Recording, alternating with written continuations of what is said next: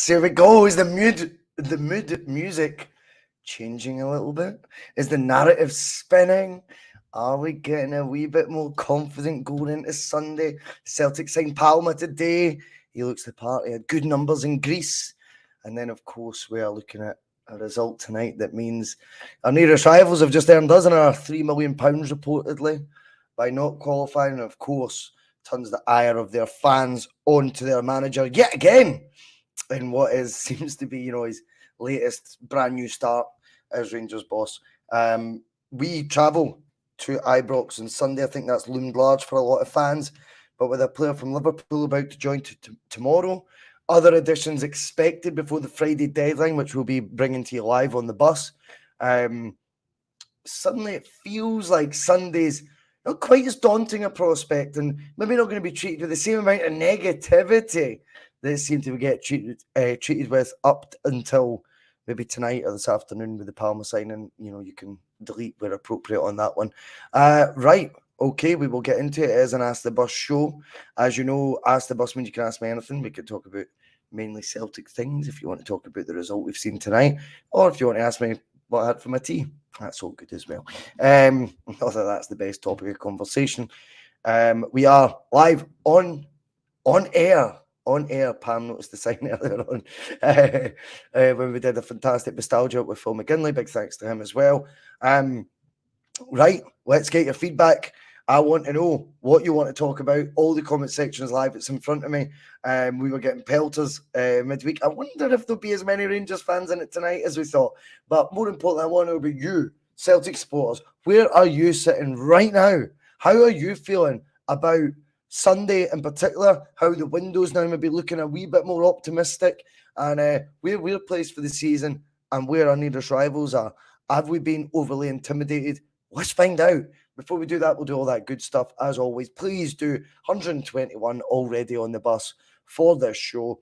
We love that. We appreciate it. Give a wee like, give a share, and of course, by all means, slag my hair if you want to become a Bhoycie Bus member, like so many of you have, such as Phil McGinley, Alistair Jack, Pam, Brown Warrior, Jim Dolan, Patrick McLaughlin.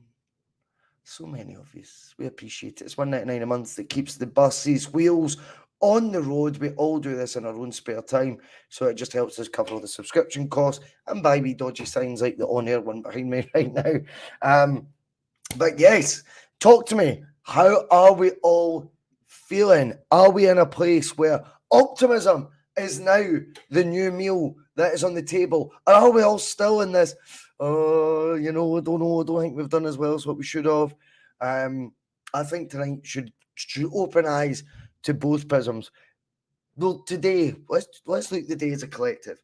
Palma signs. He's a player with Jota numbers in Greece. The Greek Superliga, I don't think it's a far cry from what the SPFL level is. And of course, he comes with, what do you call that sort of transfer fee that he's came with? Is it substantial in Celtic terms? I suppose it is. But yeah, he's came in to play in the first team. He's been given the number 7 jersey. You certainly don't get that unless we've signed a first team ready player today. What I'd also add to that is obviously if we're bringing in a Liverpool player in the shape of Nat Phillips. I've been calling him all sorts of names. Nat Phillips. I never really heard of him until today, to be honest. However, you look at what the Liverpool fans are saying about him, and he does seem to get a lot of good press from them. That's coming in to solve the current centre-back situations, which I think we've been fairly proactive in that department already this summer. Injuries have took their toll. But notwithstanding that, we've strengthened it further, or it looks like we're about to strengthen it further tomorrow. Where else are we going to strengthen? I think there'll be more to come in than that, by the way. Obviously, there's a Portuguese lad, Bruno, someone tell me. But it's not the first time we've brought in a player from Benfica on a loan deal if he comes in. The last one we got, Jota, a couple of years ago, he did okay. Hopefully, it will be on that option to buy scenario. And what else? Another left back maybe being looked at. A goalkeeper, could we get maybe a Segrist out? Obviously, Bain signed a new deal recently. Joe Hart is the official number 1 at this moment in time. Could there be another one? Let's find out where we're at now. And now that some parts that need to be formed before a season fully kicks in, i.e. getting all your transfer work done. We're now coming up to the nitty-gritty, the business end of that.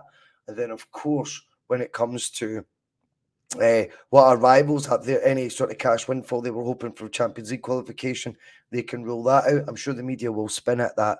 They'll make more somehow from the Europa League, and it's a better competition for them to be in, etc. Whatever.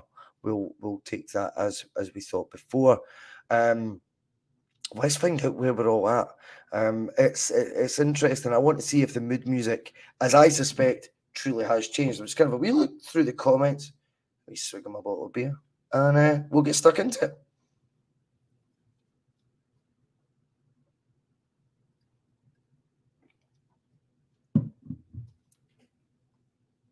Okay, we'll kick off with Bernadette. Bernadette, brilliant having the bus. Always see your comments on Twitter. Brilliant to have you on, pal. I hope you are good. I'd be happy with a draw on Sunday, although a win would be that bit sweeter. I think that says a lot to me in your opening sentence, Bernadette, if I'm honest, because I think a lot of the fans were scared of getting a cuffing. Now it seems to be like, okay, I'm now warming up to a draw, potentially win there. I mean, if we draw, we're still top of the league. If we win, it's 4 points clear after 4 league games, which would be, wow, very impressive. Is this international break coming around at the right time, or a chance for Brendan and the squad to work together more in the training ground? Well, I love that you've asked that, because the international break does allow that, firstly, albeit a lot of our players are internationalists, Bernadette, and they'll be away on international duty. But one thing I've felt with Celtic commercially, yep, I can understand the reasons for going to the other side of the world, etc., and playing in the games that we did. The 6-4 match against Gamba Osaka. Things like this are important commercially. But when you've got a new manager in situ and he spends his first week in Portugal, then his next week on the other side of the world, how much time has he had in Lennox time with these players? And maybe that's one of the reasons why it seems the message hasn't always been getting across them clearly. I feel like sometimes the players have took it very much like they've went from one extreme to the other. Brendan's maybe trying a more patient style, which is turning into all-out negativity from the players, which you don't need really. Doesn't really need to be that. And I dare say it isn't the message he's trying to get across. So yeah, it'll be interesting to see if that does have benefits. Also, as well, he'll have the finished article in terms of his squad building with the recruitment process, Bernadette, in place then. That excites me too. But yeah, good point. Thanks for making it. And we will move on to the next one that Ask the Bus. I've got Jim Dolan coming in. Jim, what's happening? He's wanting to see if you think we will sign Van Hooydonk's son. Jakey may have the same sort of attitude as Pierre. That I wouldn't know the answer to. I've got to be honest. I've got absolutely no idea. I would always like to treat a player in their own merits, for their own character traits. I don't think we want to be in a situation where we're basing them on guys that represented the club, 30 years ago, 25, 26, 27 years ago. I don't think that's fair on anyone either. Like, when it comes to that, it's big shoes to fill if you keep comparing them to their father's sort of footprint or abilities on the park. For me, whether it's Van Hooydonk's son or not, or whether it's the Danish striker or another, what I want, Jim, is to be very much looking for a striker between now and the end of the window as well. Could you imagine us going to IBROX again? Another competitive fixture without a striker, a recognised striker on the bench. I think there's been a lot of comment about, Maeda might be the third choice striker. Not for me. Or maybe Palma can play up front. Again, if he's a winger by trade, let's play him in his best possible position. Let's get the competitive edge that we've got in many other positions in the park in situ up front. Just because Kyogo's a talisman doesn't mean he doesn't need competition, and doesn't mean we can't play two up top as well. As I always say on the bus, many ways to skin a cat, ladies and gentlemen. And I think with the overload that we might inadvertently have arrived at with centre-backs, could 3-5-2 be something that Brendan utilises? We know this is a manager who isn't as, I don't want to say limited, that would be a poor choice of words, but as rigid in his thinking of what a formation should be. I think he's more tactically flexible than maybe Postecoglou was. Postecoglou has what he calls a winning formula. That's how he's going to play that will bring more positive results than negative. I think Brendan will be open to mixing it up a wee bit. And I also think as well, it's just unacceptable with the money we've got in the bank right now as a football club, to be sitting there not having a sub striker at any stage ever. That's just not good enough. And I'm not saying sign him as a stud. I'm saying a stud. Sign him as a sub. I'm saying sign a striker who's going to put Kyogo on his toes, or allow, as we've seen, Brendan seems to have this way about him where he's seeing more qualities, more layers to Kyogo's game than just an out-and-out striker. Maybe he could be used playing the deeper role he is right now with more of a focal point up top. I looked at PSV tonight, and we'll talk about the Rangers result as well at some point.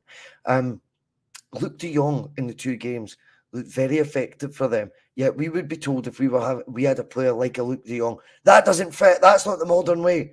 You know, he's not the most mobile, but he's a goal scorer. He's a focal point for that team.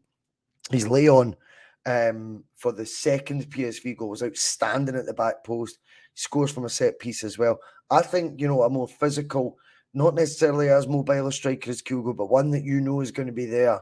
They're going to be there, and they're going to put the ball in that bread basket, as it's known. I think that would be definitely something I'm at. If everyone's convinced Sidney Van Hooijdonk is the answer, well, I'll take them back to last summer when I thought Jordan Larson might be that. And a lot of people didn't want a third option. They felt that Kyogo and Giakoumakis, that's more than enough for us.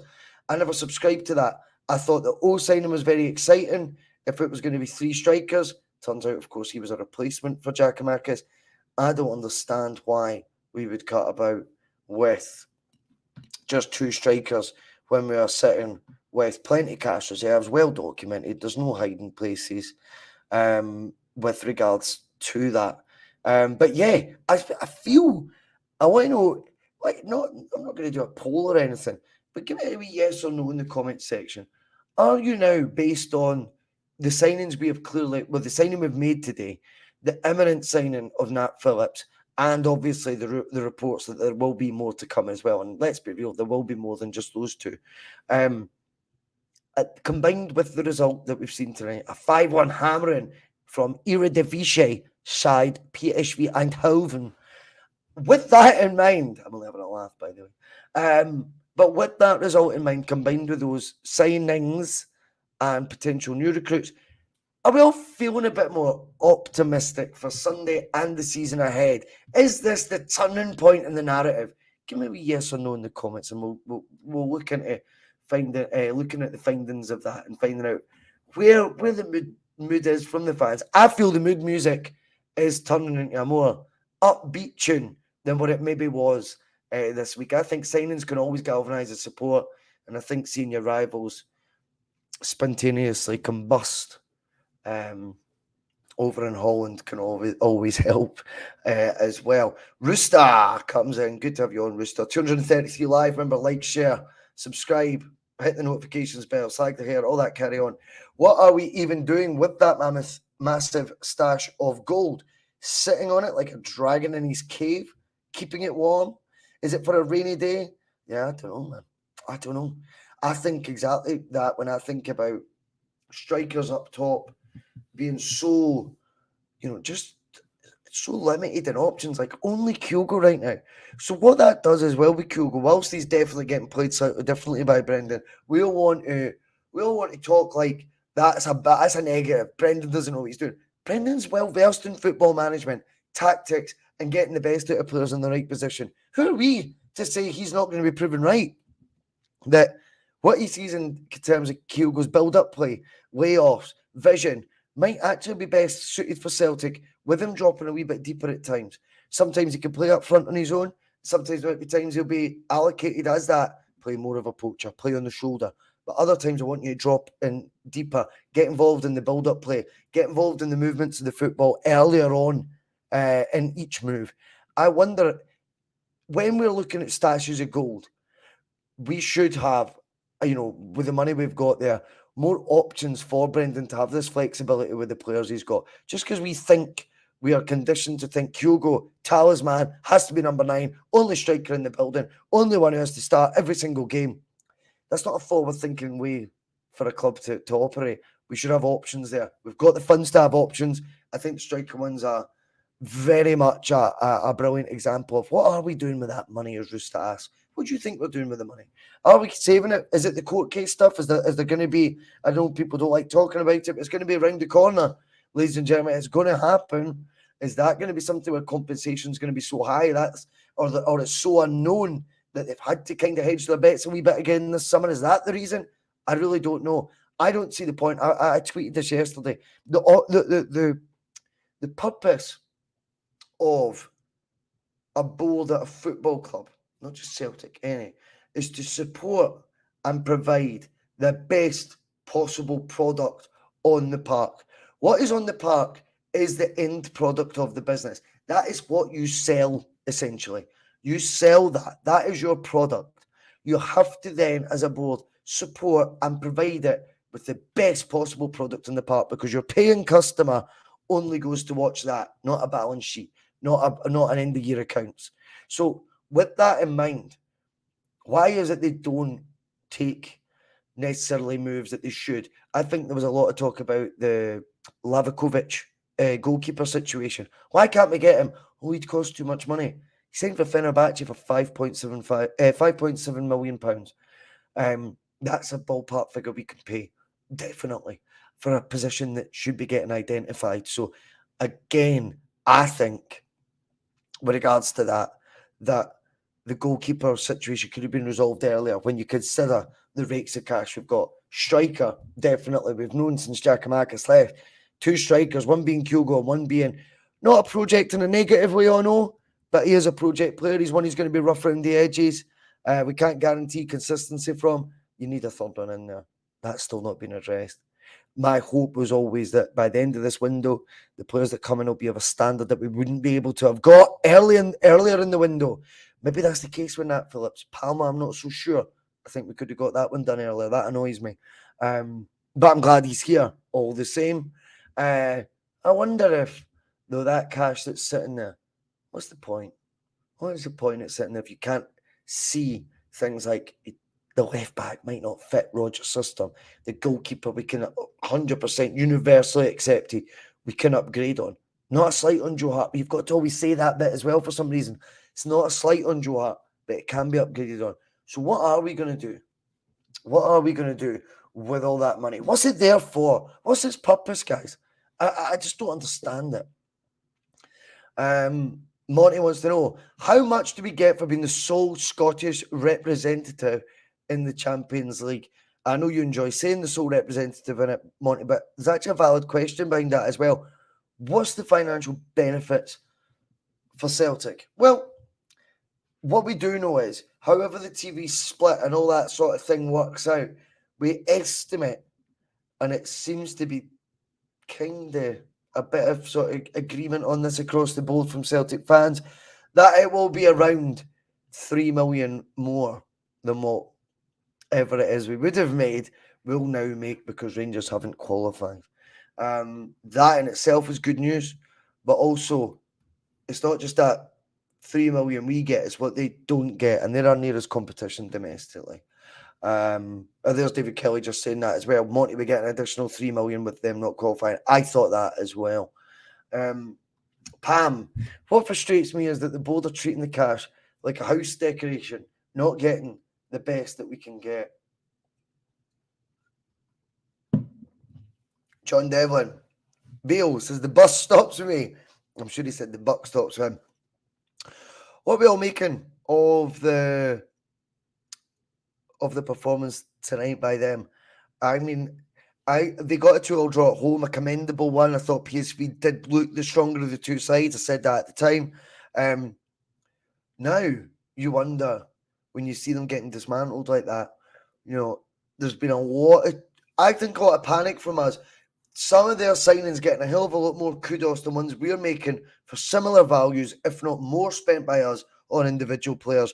We're not given the same credit to that for some reason we're giving to their players.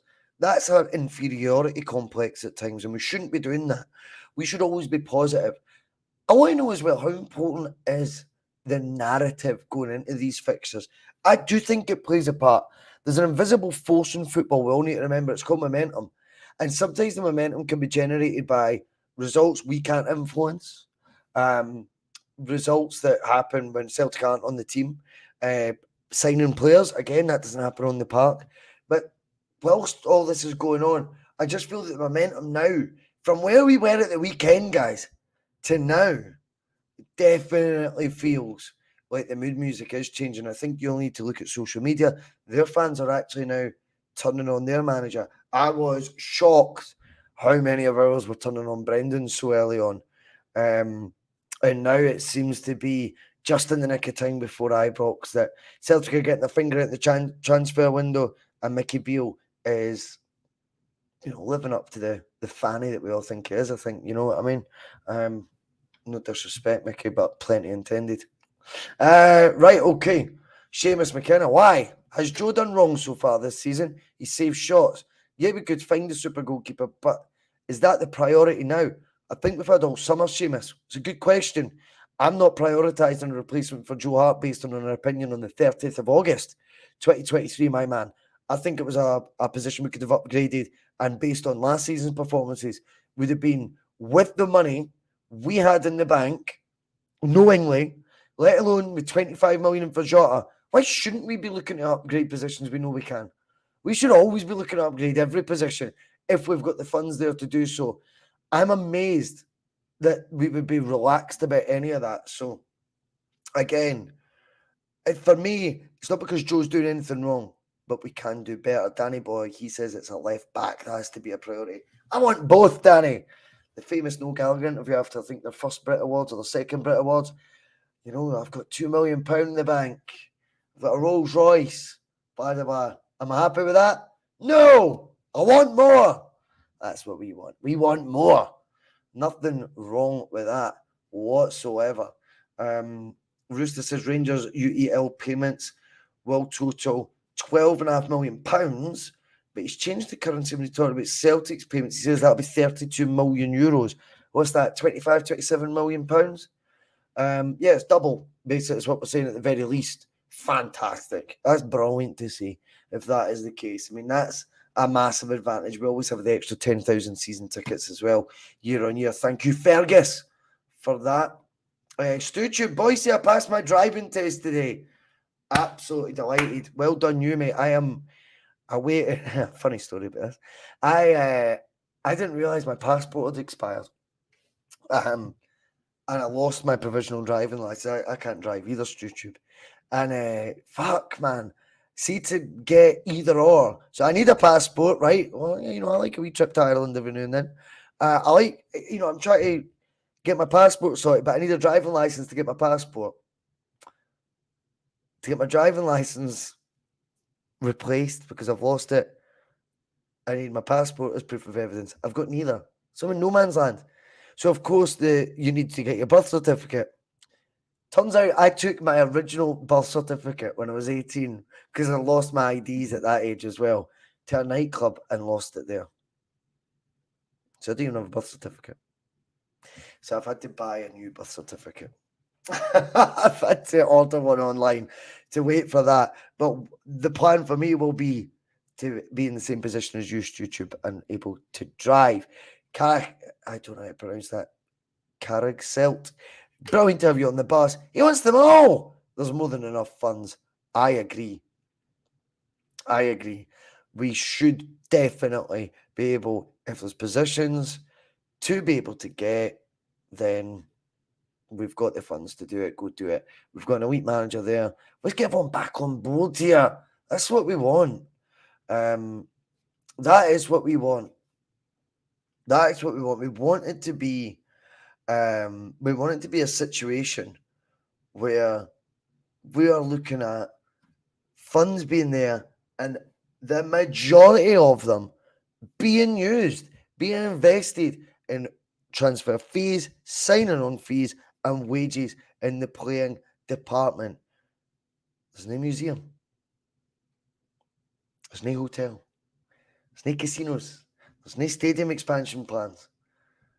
The training ground, I think any upgrades on that, we can afford alongside all the rest. So, yeah, That is one where I feel like there's a lack of ambition, or they lose their poise. The board, they kind of shite the bed a wee bit when it goes to, we've got the money there. What are we going to do with it? Oh, but that'd be more than we're used to spending. Good. We've got more money than we're used to having. They go hand in hand. Let's get ambitious again. That's what we want to see. DG, we need to put a hammer down on the Huns now. We need to get this money spent on transfers. I agree with you, pal. Again, I just feel like it won't happen, sadly, this window, as much as I was anticipating. And I was anticipating a big improvement in what we spent this window. I don't think that will happen, albeit I think improvements to the first team will be made. But again, don't let some good results, and I expect now a better result at IBROX than we did before. I expect to still be top of the league come Monday. I hope that anyway, at the very least. Why the fuck is it always going to be like, oh, but we did get you players in? Well, yeah, you did, but you got the guys you wanted in early bells, and then when it came to getting more first team ready players, you waited to the last minute. You shopped in supermarket sweep territory, and when you do that, that's almost like we should be grateful for that. I want it to be proactive across the board. And I hedged my bets this summer that the reason for the non-Brendan Rodgers signing players hadn't arrived is because it would take to the final stages of the window for them to happen. I've repeated that countless times on here. I'm not quite sure the players that I'm seeing coming in are of that ilk altogether, if I'm honest.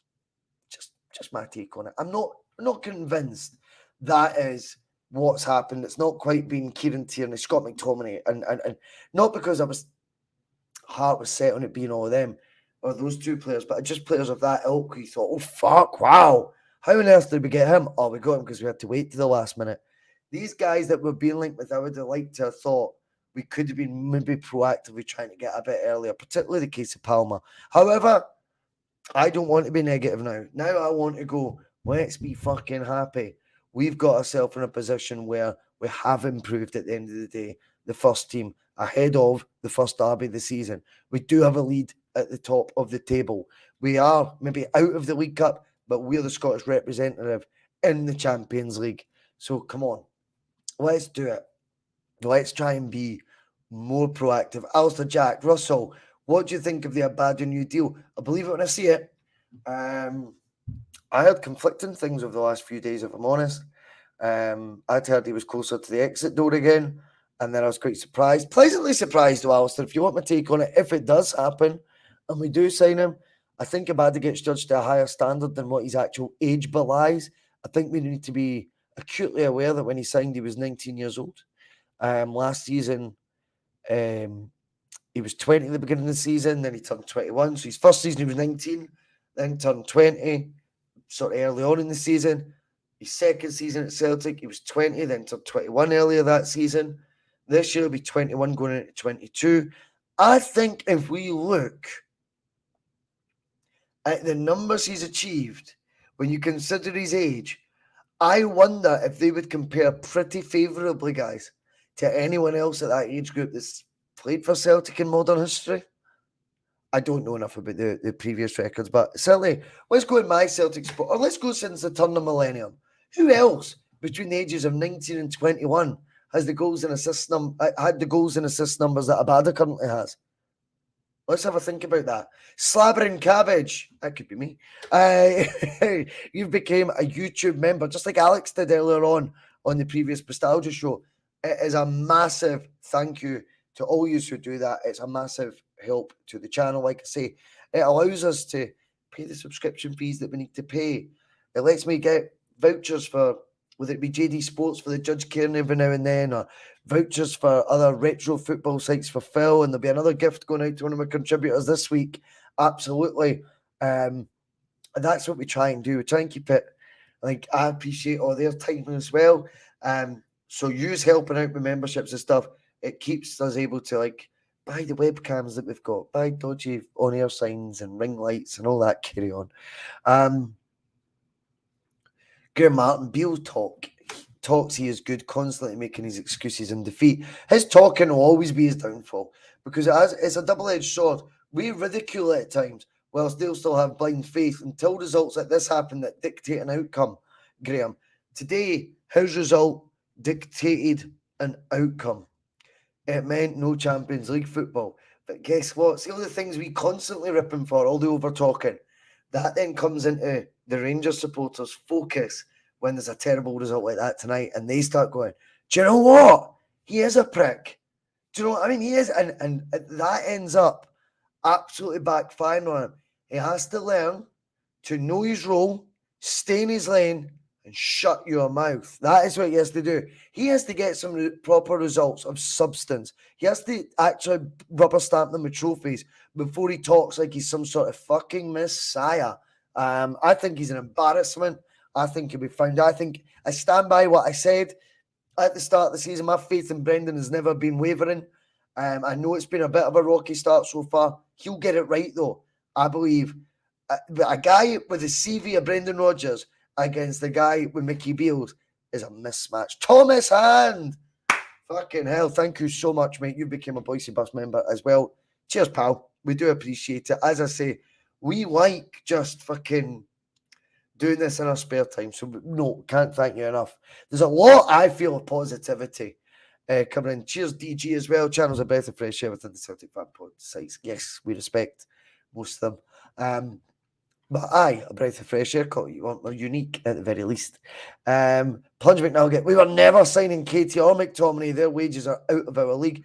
Again, sometimes though, as you need to remember, Plunge, you can get deals where you pay a percentage of a loan player's wages, and it actually does work within what our wage structure is. Or is the real question, Plunge, why are all these wages out of our league?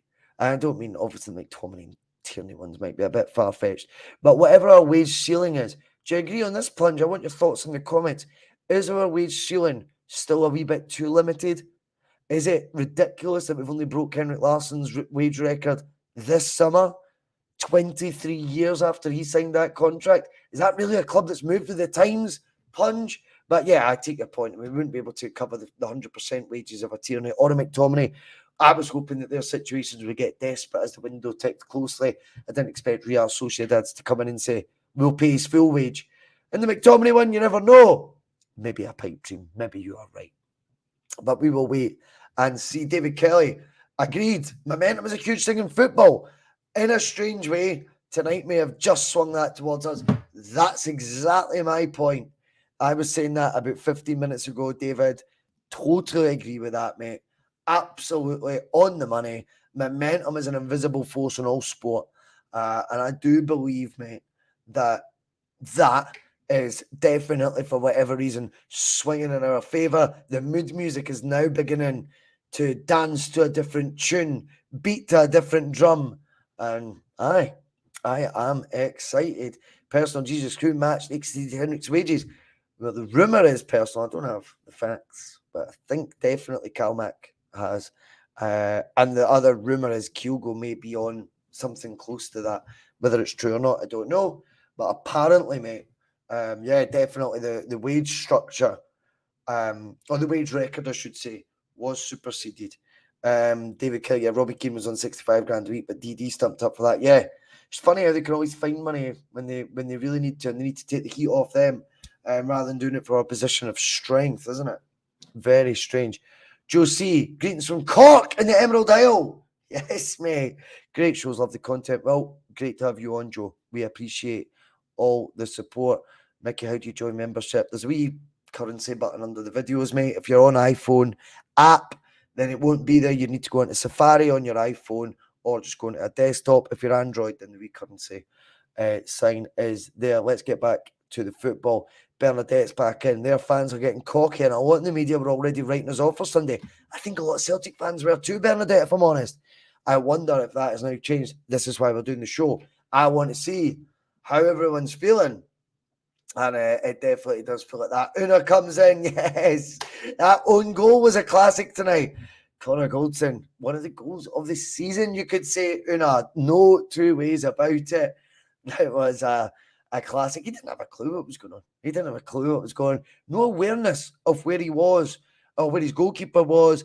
And it was great to see the Butland, who's been getting all the rave reviews, concede 5 on an away European night, and the fifth goal being one where he's scrambling back and ended up landing in his net. It was a classic OG. And you've got to have that wee bit of comedy value. I think when they get humped as well, you always want those wee moments where you go, brilliant. That just sums it up magically. FJT says Jota is cheap now. Sushil Bali comes in. I hope I'm pronouncing that right. Bring back Jota. I mean, fucking hell. He's signed on a deadline day once before. If he signed on deadline day this time, having left us in the same summer, that would go down as one of those bombshell signings, I think, in Celtic's history. I cannot see it happening, but I would love it all the same. And it's great to have a bit of an imagination, a bit of hope and a bit of dream for what Celtic can do in a transfer window. Nothing wrong with that. Absolutely nothing wrong with that. PSV fans sang "Always Look on the Bright Side of Life" at them tonight. Good start to the mid-music. You're right, Carrick. You're right, mate.